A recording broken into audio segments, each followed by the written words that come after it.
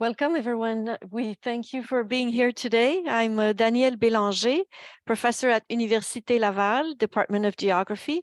I'm also the holder of the Canada Research Chair in Global Migration Processes. I'm also the principal investigator of the research project that is the subject of today's event. So we thank you very much for being here today with us. We're very excited to share with you our report, which you see the title on the screen, Immigration Emergency Rooms, Constituency Offices and Assistance as the Front Line of Immigration in Canada. This is a project that's really important to us, that we consider both important and original, and we're very happy to share some of the highlights of this report. It's really an invitation to read the report that you can find on the website of the research chair, and we'll also send you a direct link with the report in English, in French. We'll also have the webinars of today's webinar, the video in English, and also the French version that took place on March 13th. We'll also have other material from the project that you can refer to, including the PowerPoint. So, today's webinar is being recorded. I would like to introduce you to our panelists today. So first of all, we have Laurence Simard-Gagnon, who's a co-investigator. She's a geographer and postdoctoral researcher at Queen's University. She works for the Collectif pour un Québec sans pauvreté. It was with Laurence that in 2019 that we designed this project. We wrote a grant proposal to the Social Science Research Council of Canada, which we obtained. So we had funding from this body to conduct this research. And then we have Adèle Garnier, who's also a co-investigator, professor at Université Laval. She's an expert in migration issues, particularly forced migration and comparative public policies. And finally, we have Gabrielle Bergevin-Estable, who's an MSc candidate in geography, but importantly, constituency assistant for MP Joël Lightbound in the Quebec City region here. Before we begin this presentation, I'd like to thank very warmly the 117 constituency assistants who answered an online questionnaire, and the 31 constituency assistants who gave us an in-depth interview. So without your participation, this research wouldn't have been possible.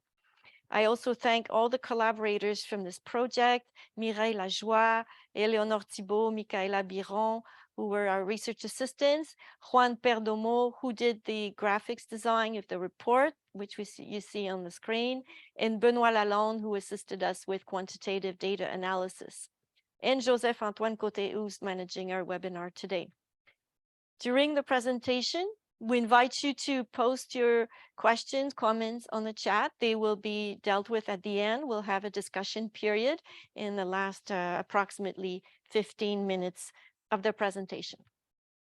So without further comments, let me begin today's presentation. So the objective of our study was to analyze the role of constituency assistant. Excuse me, just a second. To analyze the role of constituency offices and assistants in supporting constituents in immigration matters. So we hear a lot about long delays, long waiting times for people undertaking immigration procedures. We also hear about the complexity of these procedures and the difficulties for people who need assistance in obtaining services.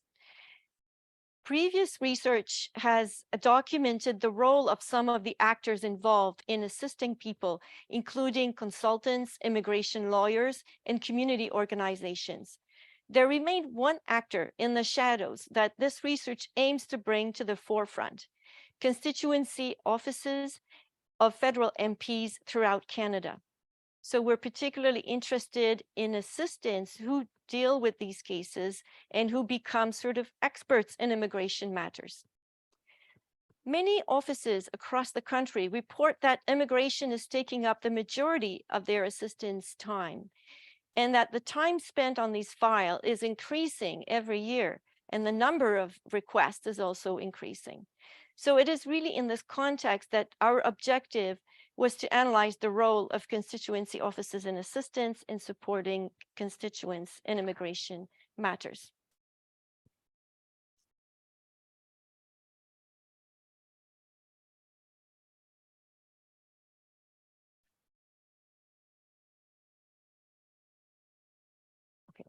So our methodology includes three research three data sets. First of all, we did this online survey with 117 participants. So we had a very good response rate, over 30%. We had also 41 interviews, in-depth interviews, 31, excuse me, in-depth interviews. So what you see on this slide is the distribution of our study participants by political party. So you have a comparison of the MPs by political party in proportion. This is percentages, 2019 Parliament. So you have on the left-hand side, in the middle, you have the proportions of our study survey participants, and in the last, on the right-hand side, interview participants. So you'll find this in the report. And really what you see on this slide is that all parties were represented in the study, and that the distribution is relatively close to the distribution of the MPs. It's not a random sample because it was voluntary participation, but it's nonetheless very close to in terms of participation. Excuse me. By province, we also have a relatively good distribution, very close to MPs sitting in the 2019 Parliament. You see, again, the same layout: federal ridings, survey participants, interview participants. And you see that, again, everyone's represented, which means that we have a truly nationwide survey to present to you, and the results represent people and assistants from all over the country, and MP offices from all over the country. So I now invite Laurence to begin introducing some of the highlights of this study. Thank you, Danielle, and thank you all of the constituency assistants who participated in the study, and all the constituency assistants who do this immensely important work in providing access to immigration services in Canada. So as you see on the slide, constituency offices are hubs for those who require administrative services pertaining to immigration. So that is one important finding of our study, is that through the work of constituency assistants, MP offices become neuralgic spaces for a variety of folks that seek immigration services. So that's why we use the term hub. The migrants who constituency assistants support, they go through very complex trajectories of actual migration, so from country to country, but also through administrative spaces, so very complex administrative trajectories. Various applications, various programs, and status at different moments along the way. So these administrative trajectories stretch out over long periods of time. They start often well before the person or the families arrive in Canada, and they are ongoing well after their arrival in Canadian territory. So beside migrant individuals or families themselves, there are a variety of people or groups that are involved at different moments throughout these long trajectories, and often at particularly sensitive moments or moments of crossroads. For instance, when someone is wants to start school or wants to obtain a new employment. So through the work of constituency assistants, the MP offices act as a gathering point of many of these actors, so as a hub. And we identified three ways in which the MP offices act as a hub. And the first one is convergence. So what we mean by that is that the MP offices is the go-to place for a variety of people that seek help with the immigration process. They're migrants themselves, but there are also other people who are invested in the migrants' projects, either to support their coming to the country or to support their stay in Canadian territory. So what we see on this slide here is different categories of people coming to the MP office to seek immigration services.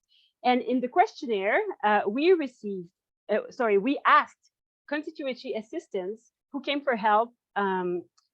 We asked the constituency assistants who came for help in their office, and with choices of answers. So what you see in the figure here are the percentage of,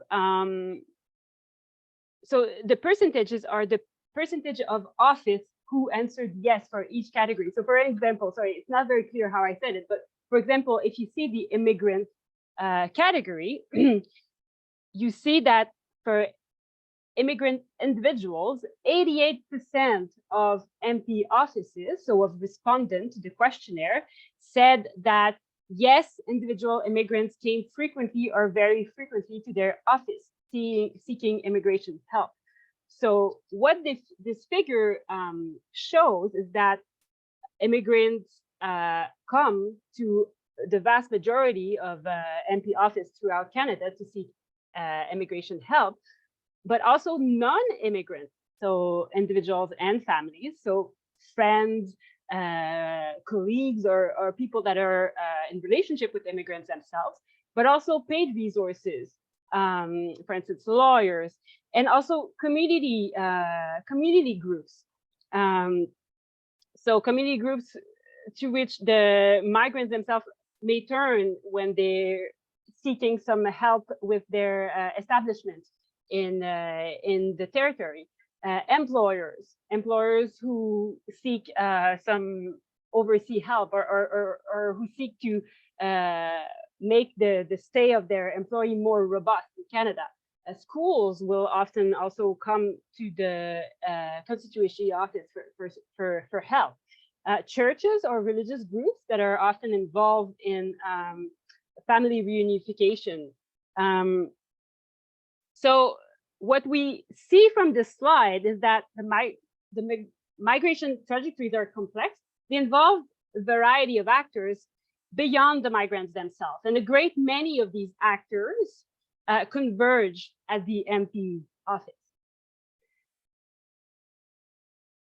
The next way in which constituency office act as hub of immigration service is through the work of constituency assistants that establish and maintain a network of relationship and of solidarity that involve people in group within the community of the constituency around the migration processes and the federal bureaucracies that govern them, of course, but also around the many day-to-day elements of life for the migrants in their new space of residence. So including the constituency itself, but also their province and Canada in general. So on the next slide, what we see is a figure of who refers migrants to the constituency offices. And so you see there are a variety of actors that refer migrants to the MP office. And what these references show is the relationship of trust that is established by the MP office staff within the community or the constituency. So the trust that is established that will lead other actors within the community to refer people to them to obtain immigration services. So again, the people who refer immigrants to the MP offices are paid resources like lawyers, other legal experts, but also many different actors within the community, such as community groups, employers, schools often, post-secondary educations, and such. And so these actors will pop up or intervene at different moments in the migrant individual or the family's trajectory, often at times of difficulties or obstacles that migrants will encounter.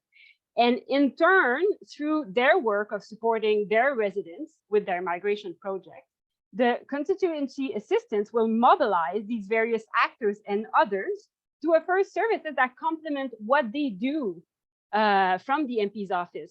So the external resources, the community groups that are listed on the figure, the constituency assistants will often mobilize these actors themselves. So not only will they get referrals from these actors, but they will also mobilize them to offer services to the people who come to them for help. And other that are not listed here on the figure, such as the MPP's offices for help with services, for instance, around schooling or healthcare, will frequently be mobilized by the constituency assistants. So by doing that, the constituency assistants, they maintain and develop relationships and keep a living network of solidarity around immigration services throughout the constituency. And thirdly, constituency assistants create a hub by mediating between migrants and administrative resources that are not necessarily directly accessible to them. So in the next slide, what we will see is a figure of the main tools that constituency assistants use when they are doing their casework for immigration. And what comes out from that figure is the importance of the information center for MPs and senators. This line of access is available to constituency assistants because as delegate of MPs, they have a mandate of political representation of constituency residents within federal government bureaucracies. So that relationship of political representation allows them to obtain some information about progress and obstacles in the resident's file. So in conclusion, the constituency assistance immigration work will create a neuralgic space or a hub out of the MP's office by acting both as a point of convergence, by actively networking, and also by putting into relation migrants with resources or other that they could not directly access otherwise. Thank you, Laurence. I'll continue with the fourth highlight. So what we note in our study is that unlike, other immigration experts who receive a lot of training, assistants don't really receive such training. We'll come back to training afterwards, more specifically with Adele. But really what we note is that despite this fact, most assistants have become real expert. They develop a great expertise in immigration bureaucracy, and they are at the front line helping migrants. So we asked them, what kind of immigration service requests do you receive? What are the most frequent reasons why people come to you, visit you at the office, or call you or email you? And here you have the most common reasons why people come to them. So what you see first on this slide is that the issues in relationship to temporary immigration are really dominant. So study permits, temporary residence visa, and work permits. So those are really important reasons why people come to constituency assistance. And it makes a lot of sense because those aspects of immigration bureaucracy require a lot of procedures and renewal and status maintenance and so on, or reinstatement. Secondly, you have family reunification, so mostly spouses. So a lot of people come to constituency offices because family reunification takes a long time. They're waiting, or their application's been denied. They want to appeal. So this is another issue that keeps assistants really busy. And finally, application for permanent residence for people that are already in Canada, another bureaucratic process that can be timely and complex for some people. So those are the answers to this question given by our assistants. Secondly, the other category of requests that are a bit less frequent but relatively frequent are the ones on this slide. So they include temporary residence permit, but also provincial assistance to understand eligibility for provincial immigration and health and social services programs. So many assistants know that many people are a bit confused between jurisdiction and services and programs offered by federal versus provincial governments. And people come to the office and say, oh, I have a problem with my health card, or I don't have health care and I need care, or I can't pay for my care. So assistants need to refer to provincial MPs and other services. But they need also to interact. So this is one thing we saw with Laurence, is that this network that they constitute to respond to their constituents' needs also involve dealing with provincial level offices. Finally, application for permanent residence on humanitarian and compassionate grounds. This is another matter that comes to offices relatively frequently. And what these two slides really indicate for us is that assistants have to develop quite a range of expertise, because they cover these requests cover such different issues and problems and matters, and they involve different areas of knowledge and expertise. So this is a very important conclusion of or finding of our study. However, and this is highlight number 5, which I'll briefly summarize here, assistants are not only very good in dealing with administrative matters in immigration bureaucracy and understanding IRCC function in different programs and so on, they also offer emotional support. They have to deal on a day-to-day basis with people who find themselves in prolonged waiting situations, family separations, a lot of uncertainty and anxiety. And this is their day-to-day work. And what they are telling us, is that sometimes this is so severe, some of the cases are so urgent that they're dealing with lives in danger. So in some cases, they're dealing with administrative errors, with people whose fundamental rights may be threatened. So some of them tell us that they're not very well prepared to deal with this, and they don't have a lot of training. And this is something that's really complex for them to deal with. But this is another expertise that many of them have to deal with, have to develop. Our interviews during which assistants really brought this aspect of their job forward were conducted during the pandemic. Many assistants were working from home in their basement, for instance, as reported the Samara Center in another study, and had to support really desperate people, Canadians stuck abroad or foreigners stuck in Canada. And they had to find, try to help them as much as possible. So this is a considerable burden that requires skills other than problem solving in immigration and bureaucracy.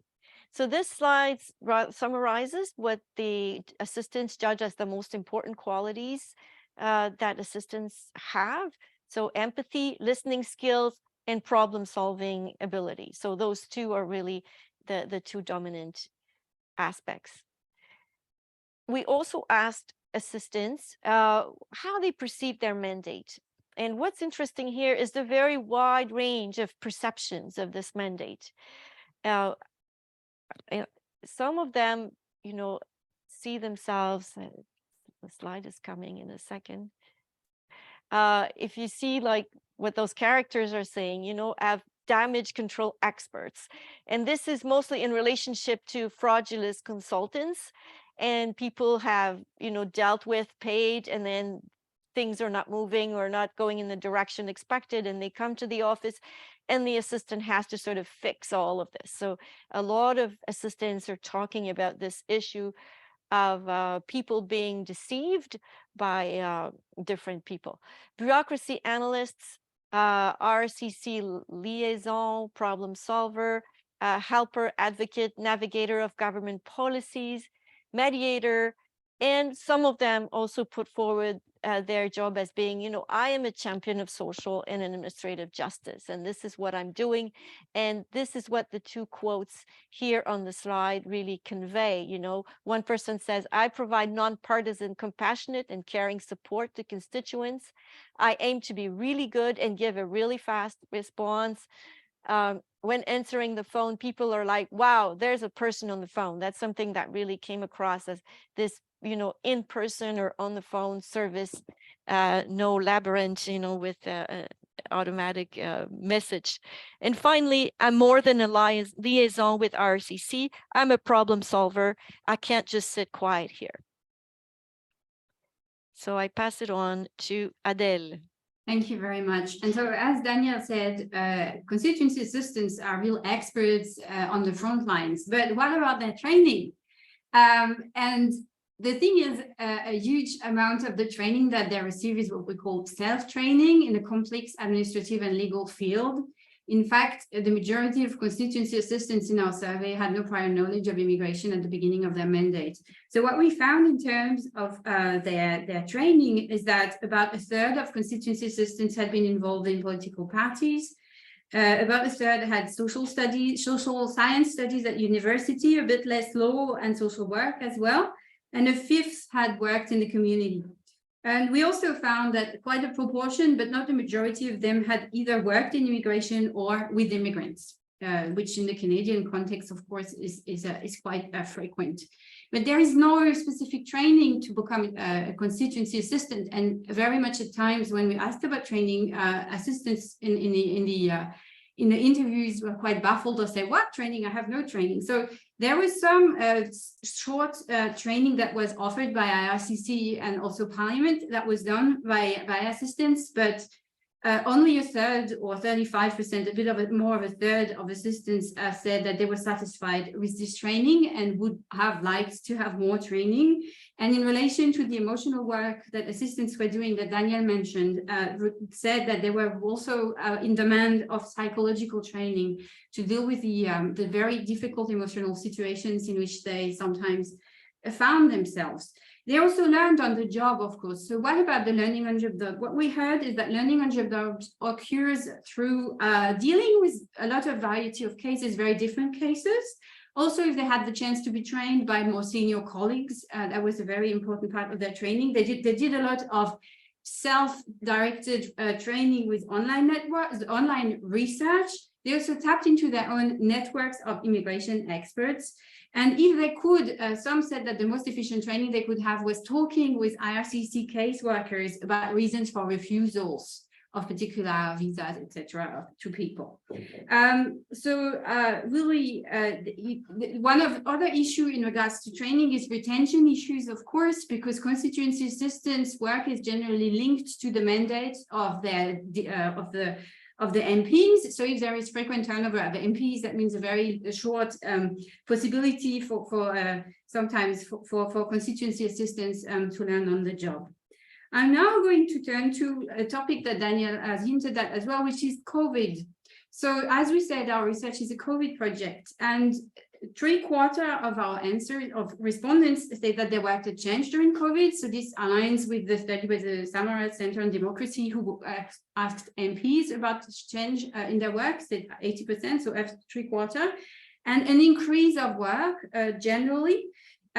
What changed? So for instance, there was a drop in a request related to temporary residence because there was a stop on immigration during the pandemic, as you know, but there was an increase of a request for extension of stay, deferral of removals, and also many people being very panicked about the delays that were accumulating on the side of IRCC. And then we have a few quotes on the next slide in relation to this. I think if we can see that slide, let's see. So with frustration on the part of constituency assistants who were able to do their jobs from their basements, from their home office, or from their constituency office with closed doors, when IRCC was apparently in a position of not doing the same. So they really didn't understand how that was possible. They also said that what they were that it was hard to keep up with the rules change due to COVID over time, and that how they reorganized was also by having online networks and use of platforms on social media to exchange knowledge online. So they were very resilient and very adaptable to the situation, but frustrated to see that that wasn't necessarily the same with IRCC. We're going to move to the conclusion, but before we move there, I just wanted to say a word about the question we asked assistants about the most difficult and the most satisfying part of their job. So first, 85% of the constituents said they were satisfied with their job. There was a high level of satisfaction with the job, which is interesting. But what was the most difficult was really the amount of work when you lack training on the job, the complexity of cases, and the emotional labor that was related to the difficulty that they faced with sometimes very desperate constituents. And in terms of what was the most satisfactory in their job was really the work in general, but also helping constituents, being in a position to explain IRCC decision, and what was very important for many of them was the gratitude of constituents toward the work that they were able to provide. So I'm now giving the work to Gabrielle, who is going to conclude. First, I would like to thank and congratulate the entire research team that worked these past years on this project. It's an important effort to help the public and the research community that is interested in matters of immigration to understand a bit more of the work that we do as constituency assistants. I've been asked to comment on the future of the work and the role of constituency officers and assistants in immigration since 2022. I'm speaking in a personal capacity. I don't speak for constituency assistants at large. I've been a CA since 2015, and I've been working exclusively immigration cases since 2016. We don't act as paid or unpaid representatives. The legal framework for what we do is the Privacy Act. It allows access to MPs, to government institutions to be disclosed, for information to be disclosed to help constituents resolve problems. And the House of Commons gives MPs liberal discretion to delegate their powers to their assistants, which is how we find ourselves with this role and responsibility. So our work is really identifying problems our constituents are facing, accessing information held by government institutions relevant to resolve the problem, and providing the information back to the constituent. We don't act as representatives, and we are not their legal counsel. In the past, I've always recommended to colleagues that we can get confirmation in writing whenever possible of any information we transmit from IRCC to our constituents, so there can be no possible confusion between us transmitting this information and us providing legal counsel. Throughout the years, we've had significant amount of collaboration from IRCC for each of those steps. But as this report is being published, some of the features of our work that are described in the report and that you've heard about in the presentation no longer exist. For instance, we can no longer simply pick up the phone and call the IRCC information centers directly for our most urgent cases or any cases. We must send an email request for urgent cases, wait for them to decide if they agree that the case is urgent or not, and then for them to call us. If they don't agree that it's urgent, they won't tell us why or give us a chance to be heard. That decision is without appeal, and we have to start the process over again. What used to be something that could be resolved within an hour can now take over a week.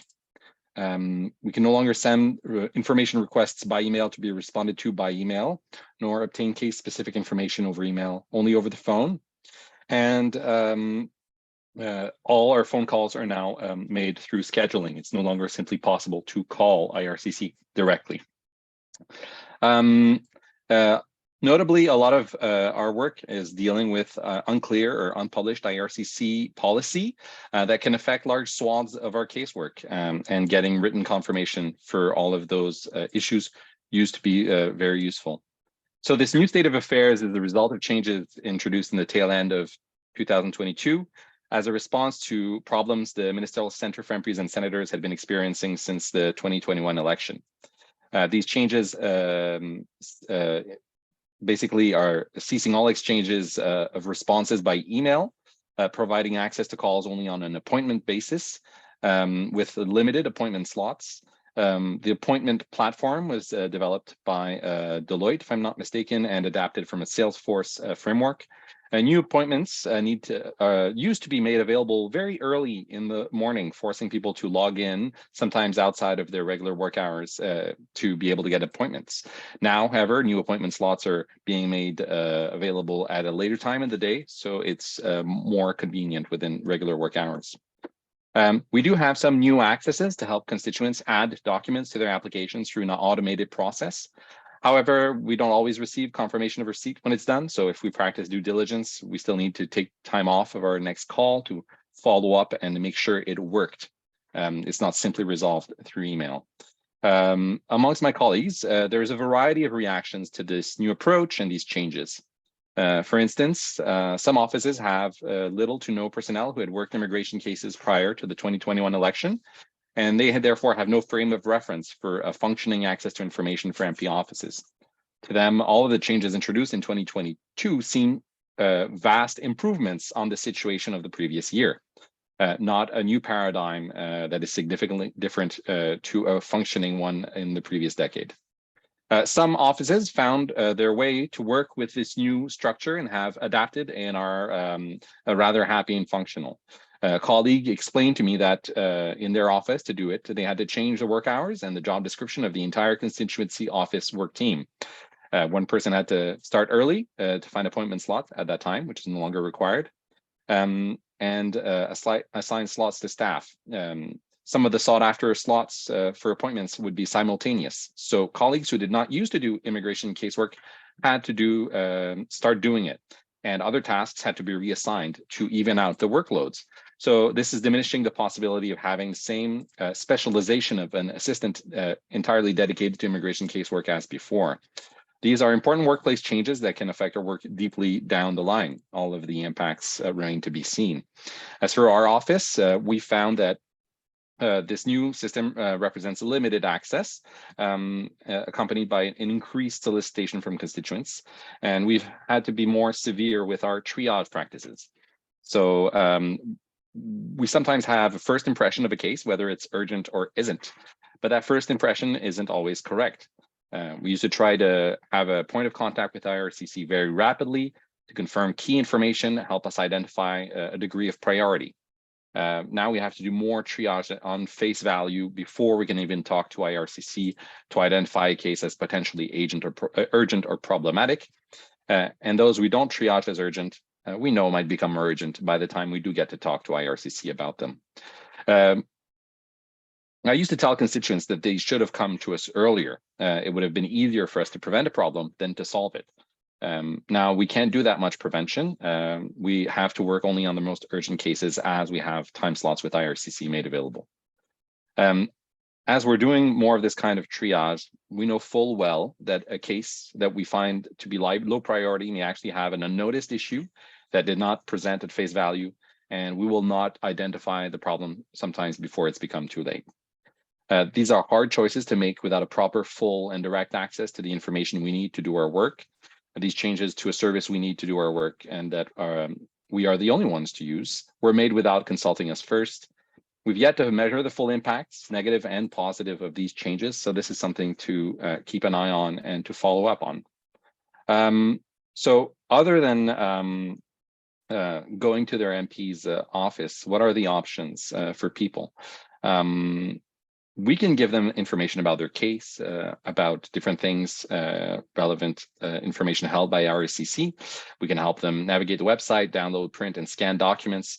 But there's many things that are harder for us to do. One of the things that sometimes people need is a paid representative, like lawyers or immigration consultants.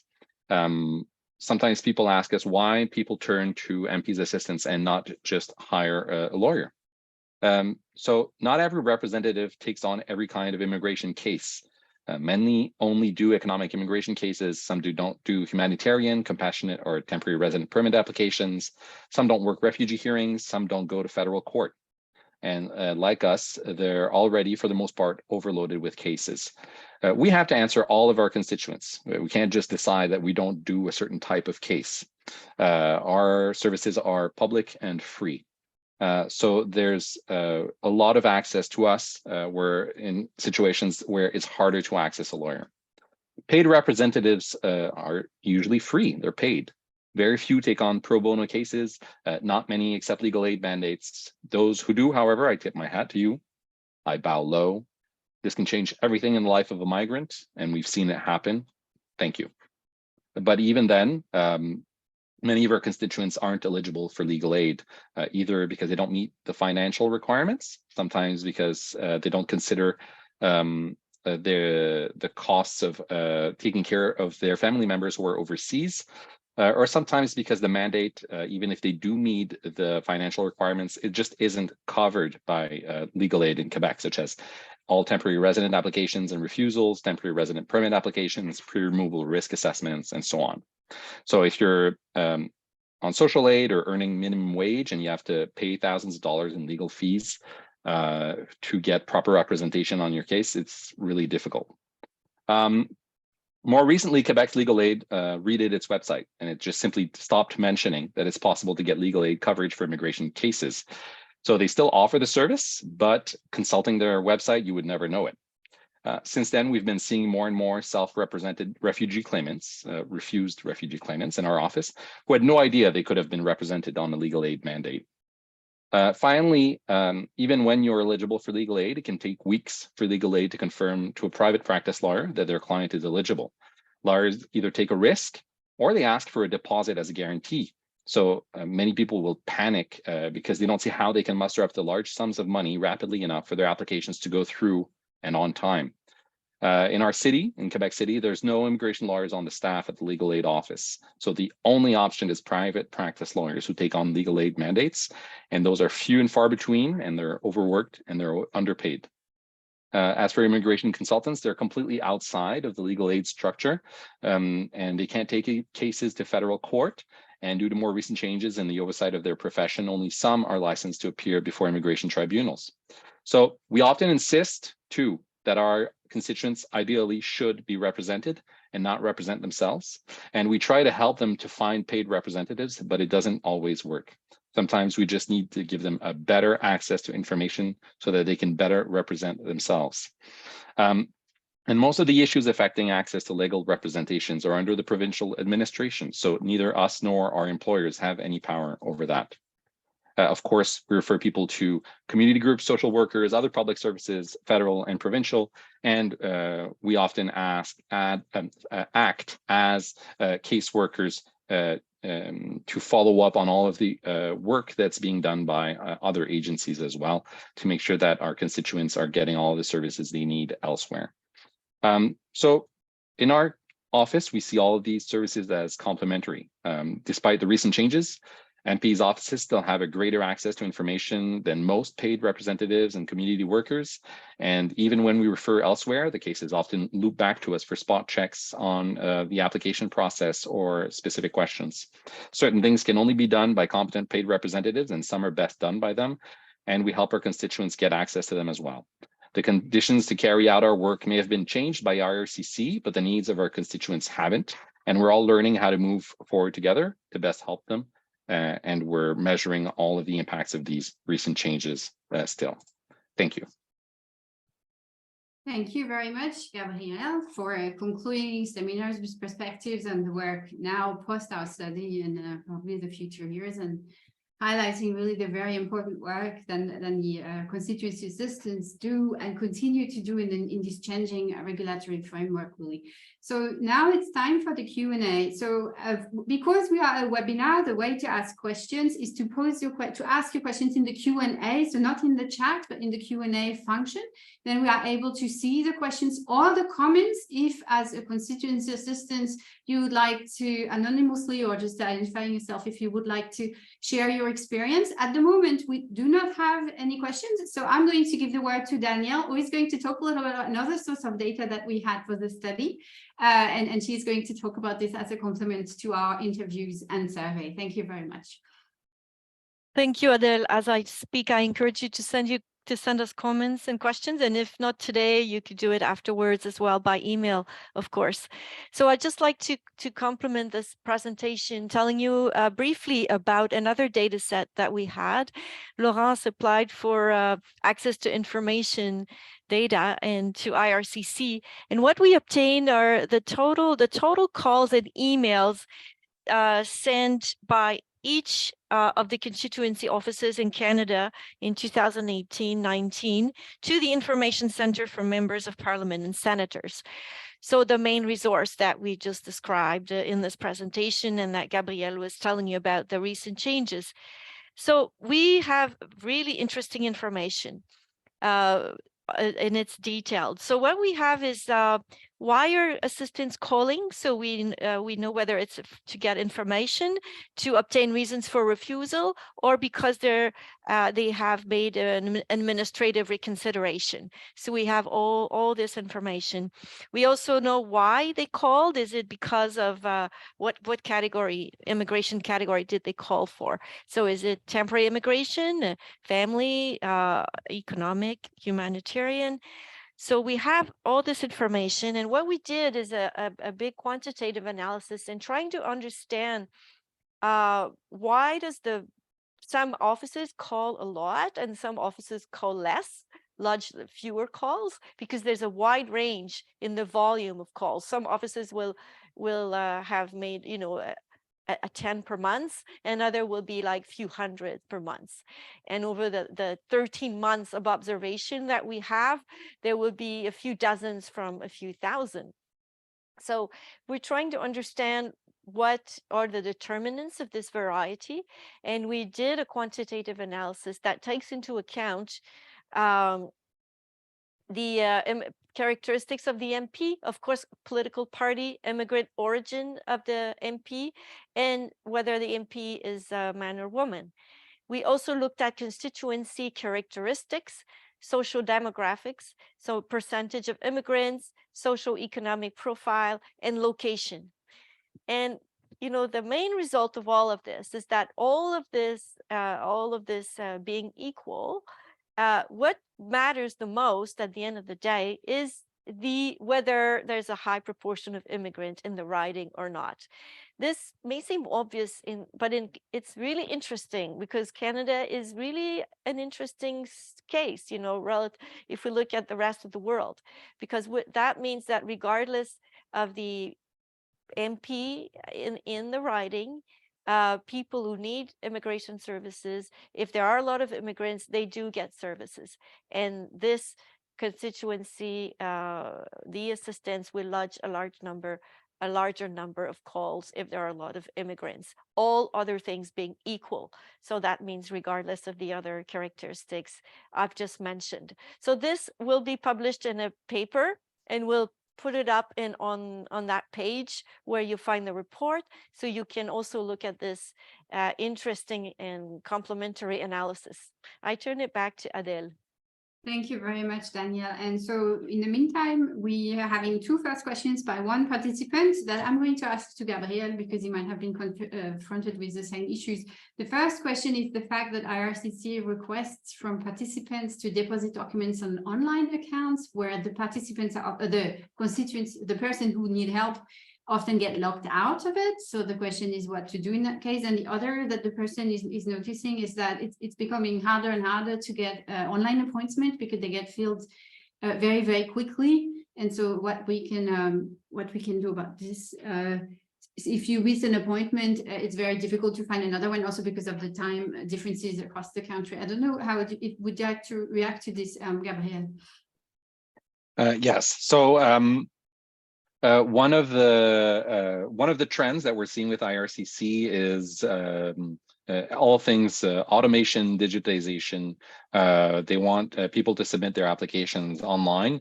They want to have a lot of automatic processes involved in helping them triage and sometimes process applications. And so all of that is being designed to help immigration officers work faster on their caseload. Our impression from MP offices is that they're not spending a lot of time trying to figure out how to help immigration applicants make applications on those new platforms. The platforms are designed for the officers, not for the users. Sometimes officers don't even have any idea of what the interface looks like on the client side. So they're not made aware of how interface issues make it difficult for people to respond to some of their requests or to make proper applications. Also, another trend is that IRCC has been limiting contact with people who are making applications. So it's no longer possible to present, for several years, it's been like this, to present an application in person in a visa office. People have to go to visa application centers. It's been a privatized service. You no longer talk to immigration officers or anyone involved when you submit an application in paper. They closed all of the inland offices where people could show up and ask questions to IRCC. So a lot of these changes are creating questions for MPs' offices because we're sort of the last line to still talk to people face to face and listen to what their issues are and to identify the problems. The thing is that we don't have any power over IRCC as MP assistants. We can raise issues, we can submit observations, but we really don't control the machine in that way. And we're not involved in an official capacity as a feedback pipeline or a tool that they want to use to redress the situation. For the appointments that are harder and harder to book, we're competing for the same appointment slots, all of us. We're all facing the same issues, I believe. I know that some offices feel that they don't have trouble getting enough appointments. I believe that some of those offices are maybe faster to book them or just have less immigration casework to do than others. And so a lesser number of appointments is sufficient for them.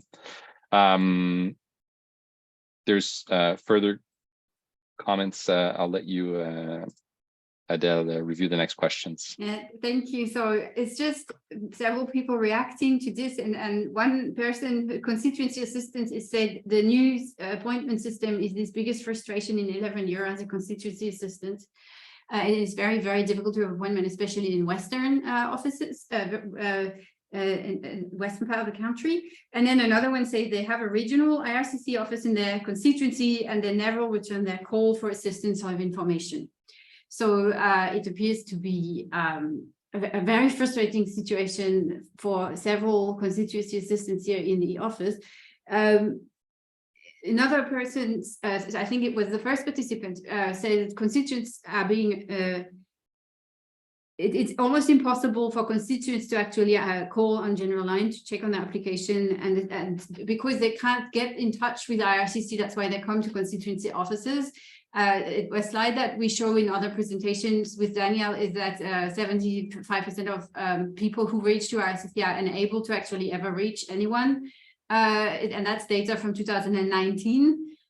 So really, yeah, these people are very hard to reach indeed. I don't know if anyone else wanted to add a further comments or question in the chat, or if someone on the team wanted to add a few information. We have maybe 3 or 4 minutes left, and then I'll conclude the seminar. Oh, I see another question, I think. Let me see. As the principal investigator on this project, I feel that there might be a need to reinvestigate and get people's feedback on the new system, because I feel there's a lot of frustration and a lot of comments. This is something we might consider. So Danielle, to respond to these comments, someone just posted, our office loved the new system. It has made it much easier. So it looks like there's probably a variety of way of dealing with it, and that the use of the system and access is very heterogeneous. So thank you for posting these different opinions. It's also good for us to know. Your last chance to ask a question to us or for a reaction. Otherwise, Gabrielle, if you can post the link to our Guiding Through the Maze chair site in the Q&A, so people will be able to find it. So this page that Gabrielle is going to post in the Q&A, you will, do you have it, Gabrielle? Otherwise, I can send it to you via chat. I don't have the link, but you Okay. can send it to by the. I'm sending it right now. Sorry for the webinar mode. We're doing this. So with this page, you will have access to, at the moment, the report, the research report in English and in French, as well as from Francophone press coverage that we've had so far in Quebec. We hope that we will have some extra press coverage as well outside, but otherwise you will also be able to find very soon the recordings in French and in English of the seminar that we did today and in March, as well as the PowerPoints that are related to the recording. And as we said, when we have also academic publications, and they will be posted there. I could check the chat for a last time to see if the if you can receive the Gabrielle, are you able to post it? Oh, and we have another remark that I can see, and Gabrielle is about to send you that link. So we constituency book appointment 2 to 3 weeks out. We know we will need them due to a high level of IRCC inquiries to our office. And we use all of those appointments. Creating that habit did resolve the issue for us. Okay, so booking ahead. And prior to this appointment, we were dealing with days on hold. So that can be a strategy to use the new system, perhaps in a way that speeds up reaction. And now another question, will there be more training made available to constituency assistants? Danielle, do you want to very shortly answer to this question? Well, maybe Gabrielle, as far as we know, no.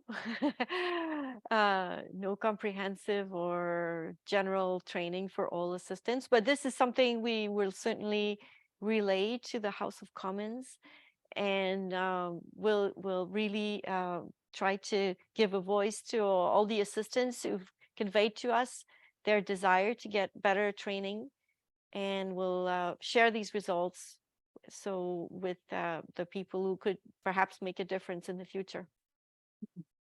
So there seems to be some technical delay with posting the page, but in any case, you will receive the link as well, and you have received a report if you are on a participants list. Otherwise, it's posted everywhere on the social media of the chair in global migration processes, chair sur les dynamiques migratoires mondiales in French.